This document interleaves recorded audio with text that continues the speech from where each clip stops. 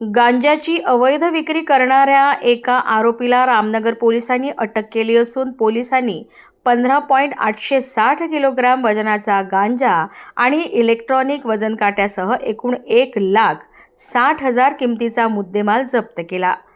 3 ऑगस्टला बगडखिडकी येथील रहिवाशी यासीर अली उर्फ सय्यद परवेज सय्यद गणी हा राहत्या घरी बेकायदेशीरपणे गांजा विक्री करत असल्याची माहिती पोलिसांना मिळाली।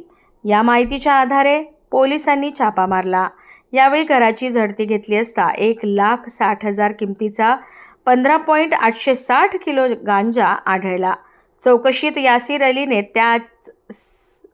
त्याचा साळा जुबेर करीम खान आणि साथीदार कालू यांनी हा गांजा त्यांच्या घरी आणून ठेवल्याचे सांगितले। यावरून तिघांवर गुन्हा दाखल करण्यात आला असून फरार 2 आरोपींचा शोध सुरू आहे।